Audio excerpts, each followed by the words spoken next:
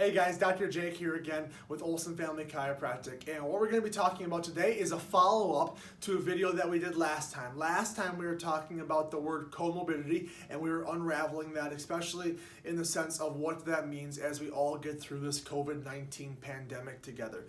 What I want to do in today's video is I want to give you guys an analogy that really makes sense to me, so I hope that it resonates with you as to why these comorbidities are so important, especially as to why they are so dangerous. So we live in a time in 2020 where all of us have smartphones. And as much as I wish that we could still have flip phones, it's gotten to a point where that is unable to be. So if you're sitting at home, whether you are an iPhone, iOS, Android person, all of us should have either an app or a setting in your phone that can display how much battery life you have, what of your day have that battery been diverted to, how much screen time have you had, things of that nature. Well, think about your smartphone as your life. In a given day, you only have 100% battery to go around.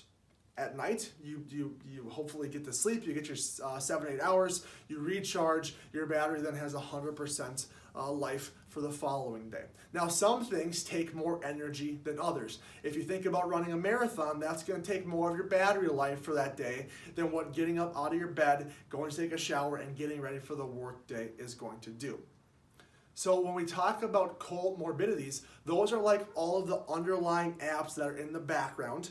Those are like the moments when you use your flashlight that's taking up a lot of your battery life. Those are things that are a constant, slow drain on that battery life that is taking energy away from what your phone needs to do for more important things such as calling, texting, things like that. So for example, when we look at Americans, we have some systemic comorbidities. 40% of Americans are obese. When we have excess body fat, for example, what that does is it requires more work out of our body day in, day out to do all the things that we normally do. So while yes, running a marathon is still harder than getting out of bed, getting ready for the day and taking your shower, if we have that excess 10, 15, 20 pounds, we are going to be using more of a relative percent of our phone battery to get in and out and get about our day.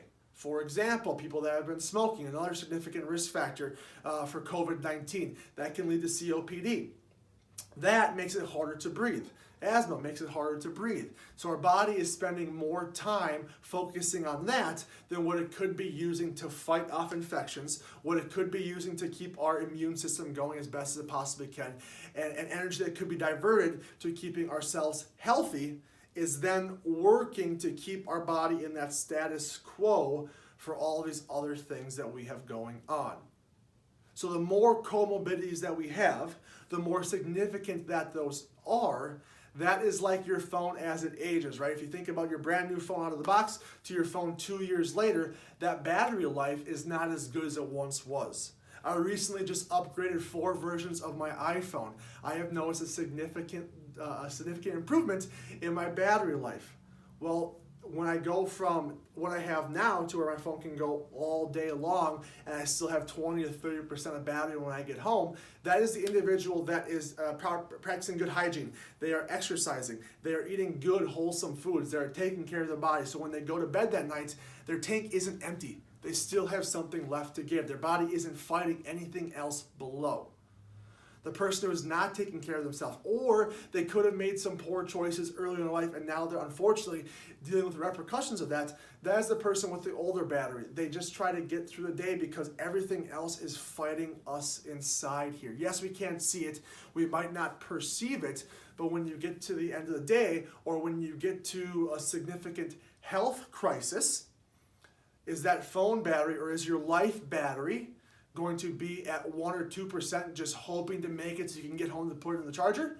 Or is it going to be that 20 to 30% where you haven't even gotten that low battery alert yet? You're not even in your low battery mode. You are still charged up and ready to rock. I hope this analogy makes sense. I hope that you guys got something out of this video. I think it's really good.